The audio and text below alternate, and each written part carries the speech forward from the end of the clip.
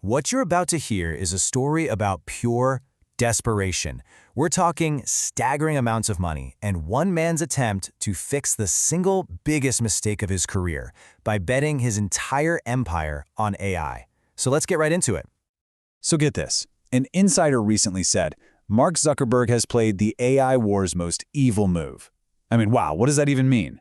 Well, it means Zuckerberg isn't just, competing in the AI race anymore.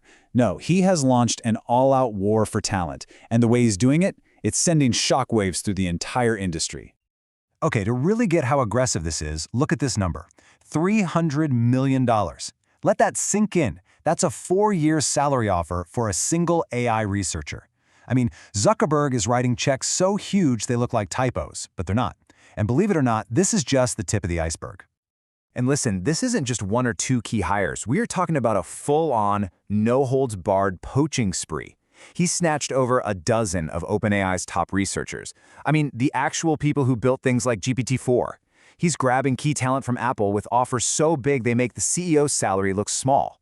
And the craziest part? These aren't drawn-out negotiations. It's more like, here's a life-changing offer, you have minutes to decide. It's an insane pressure cooker situation that's almost impossible to say no to. But here's the thing that makes zero sense, right? This is the central mystery. Meta's big AI models, the Llama series, they're open source, totally free for anyone to use. So you gotta ask, why is Zuckerberg spending billions of dollars to hire people for a product he just gives away?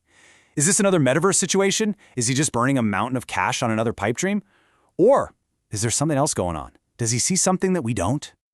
Well, to figure that out, we actually need to zoom out. We have to look past the shiny AI stuff for a second and dig into a fundamental weakness, like an Achilles heel, right at the core of Meta's entire empire. Because this isn't just about being innovative. This is about pure survival. So we all use Meta's platforms, right? Facebook, Instagram, WhatsApp. They all feel free, but of course they're not. They're all powered by one single, incredibly profitable engine, targeted ads. They use this enormous mountain of data they have on you, your interests, what you click on, your behavior, to sell some of the most effective ads on the planet. That's the business. That's what keeps the lights on. Here's the catch, though, and it's a huge one. Meta's entire business, this massive empire, is basically built on land that it doesn't own. Think about it. Their apps all run on operating systems controlled by their biggest rivals, Apple's iOS and Google's Android. So Meta is making billions of dollars harvesting user data on these platforms, and Apple and Google, they don't see a dime of that ad revenue.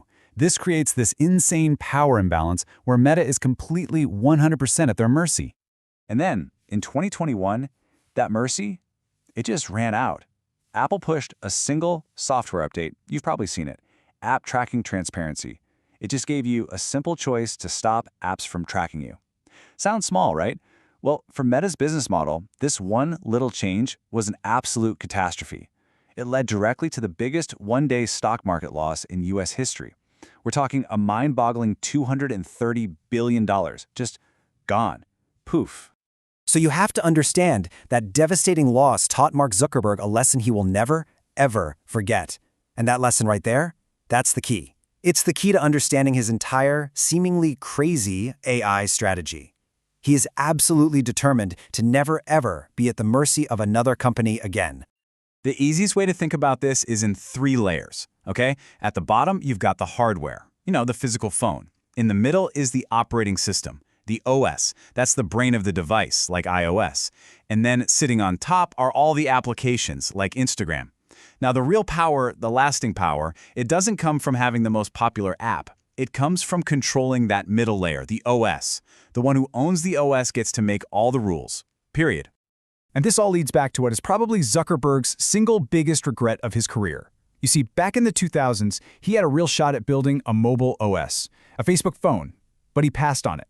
He decided to build an app on top of someone else's platform instead of building the platform itself. And that one strategic mistake has cost him billions and left his entire company dangerously exposed. And that is why he's going all in on AI now. This is the big reveal. He sees generative AI as the next great computing platform. It's the new middle layer. It's the next operating system that everything else is going to be built on top of.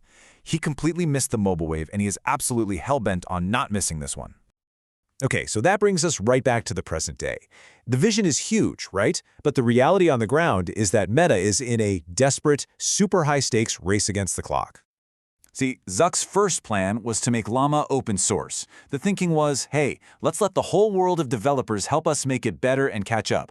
But it didn't work. That strategy pretty much failed. As you can see, Meta's models just aren't keeping up. They are consistently getting beaten by the closed, private models from rivals like OpenAI and Google. They're losing ground.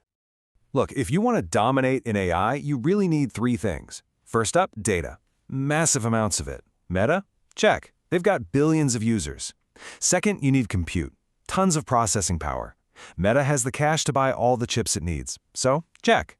But that third piece, that final, most critical ingredient of all, that's world-class human talent. And that, right there, is where they were getting crushed. And this led Zuckerberg to a huge realization.